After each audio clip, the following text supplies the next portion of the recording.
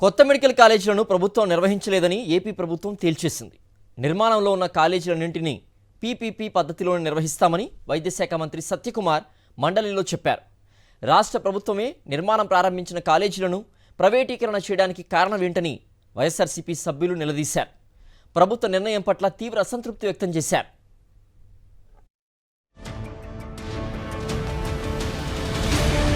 గత వైఎస్ఆర్ కాంగ్రెస్ ప్రభుత్వం రాష్ట్రంలో కొత్తగా 17 మెడికల్ కాలేజీల నిర్మాణాన్ని ప్రారంభించింది. వైఎస్ జగన్ సీఎంగా ఉన్నప్పుడే 5 వైద్య కళాశాలలు ప్రారంభించారు. మిగిలిన కాలేజీలు నిర్మాణ దశలో ఉన్నాయి.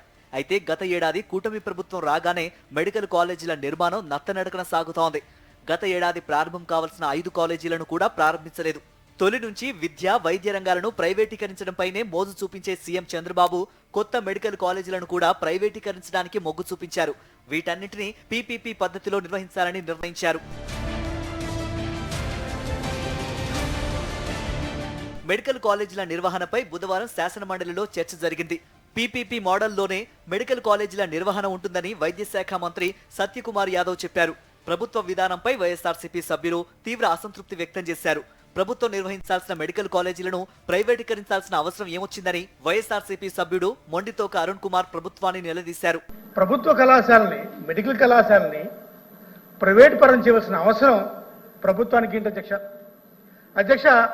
ఈ 17 మెడికల్ కాలేజీలు కూడా ఇది జగన్మోహన్ రెడ్డి గారి చొరవతో అన్నా, పైనున్న నాయకులు ప్రధానమంత్రి నరేంద్ర మోడీ గారి ఆయన ఆలోచనతో వచ్చిన కాలేజీలు అధ్యక్ష. ఆయన ఎక్కడా కూడా పీపీపీ మోడల్ మాట్లాడలేదు అధ్యక్ష. మరి తొలిసారిగా ఆంధ్రప్రదేశ్లో ఎందుకు ప్రైవేట్ పరం చేయవలసిన అవసరం వచ్చింది? రాష్ట్రంలో కూటమి ప్రభుత్వం రాగానే నిర్మాణాలను ఎక్కడికక్కడ నిలిపివేసిన ప్రభుత్వం ఇప్పుడు గత ప్రభుత్వం సరిగ్గా నిధులు ఖర్చు పెట్టలేదంటూ ఆరోపించింది. పైగా అన్ని కాలేజీలను నిర్వహించడం ప్రభుత్వానికి సాధ్యం కాదని కూడా తేల్చి చెప్పేశారు. గ్యాప్ ఫండింగ్ చేయమని కేంద్రాన్ని కోరుతున్నామని, నిర్వహణ మాత్రం ప్రైవేటు సంస్థలకు ఇస్తామని మంత్రి సత్యకుమార్ చెప్పారు. కేంద్ర ప్రభుత్వం కూడా వైబిలిటీ గ్యాప్ ఫండింగ్ ఇవ్వాల్సిందిగా మేము కోరడం జరిగింది. వారు కూడా చాలా వరకు సానుకూలంగా స్పందించారు. కాబట్టి ఈ ప్రజల తరపున, ప్రభుత్వం తరపున ఈ వైబిలిటీ గ్యాప్ ఫండింగ్ ఇవ్వడం జరుగుతుంది. మిగిలిన శాతంలో, ఎందుకంటే తర్వాత నిర్వహణ కూడా ఉంటుంది కాబట్టి మిగిలిన శాతం మాత్రం ప్రైవేట్కి ఉంటుంది. పూర్తి యాజమాన్య హక్కులు మాత్రం రాష్ట్రం ఉంటాయి. మొత్తం మీద కొత్త మెడికల్ కాలేజీల నిర్వహణ తమ వల్ల కాదని ఏపీ ప్రభుత్వం చేతులెత్తేసింది. ప్రైవేటీకరణే శరణ్యమని స్పష్టం చేసింది. ఆరుగాలం శ్రమించి పంటలు పండించే వ్యవసాయదారుల పట్ల కూటమి సర్కారుకు చిత్తశుద్ధి లేదు. ఇదే అంశంపై శాసనమండలిలో వాడివేడి చర్చ జరిగింది. కూటమి సర్కార్ వైఫల్యాల్ని, రైతు వ్యతిరేక విధానాలను వైఎస్ఆర్సీపీ ఎమ్మెల్సీలు ఎండగట్టారు. మద్దతు ధర లేక రైతులు విలువలాడుతూ ఉంటే సర్కారు పెద్దలు పట్టించుకోవడం లేదని తీవ్ర ఆగ్రహం వ్యక్తం చేశారు. అన్నదాతల పట్ల చిత్తశుద్ధి లేని ప్రభుత్వం దేశంలో ఏదన్నా ఉందంటే అది చంద్రబాబు ప్రభుత్వమేనని వైఎస్ఆర్సీపీ ఎమ్మెల్సీలు తూర్పారబట్టారు. పంటలు పండక, పండిన వాటికి మద్దతు ధర లేక అన్నదాతలు ఇబ్బందులు పడుతుంటే ప్రభుత్వం పట్టించుకోలేదని ఆగ్రహం వ్యక్తం చేశారు.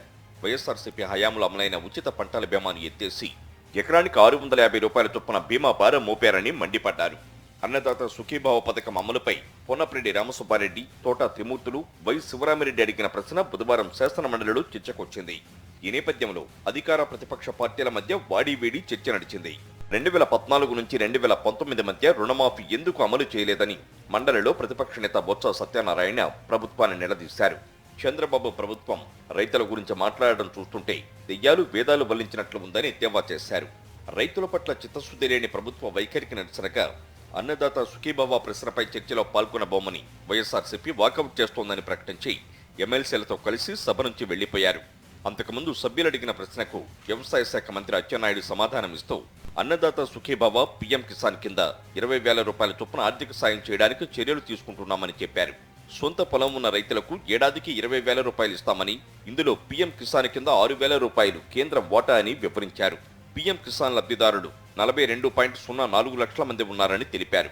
వీరికి 2024-25లో 2,553.45 కోట్ల చొప్పున కేంద్రం చెల్లించిందని వెల్లడించారు. అన్నదాత సుఖీభావకు 9,400 కోట్లు కేటాయించామన్నారు.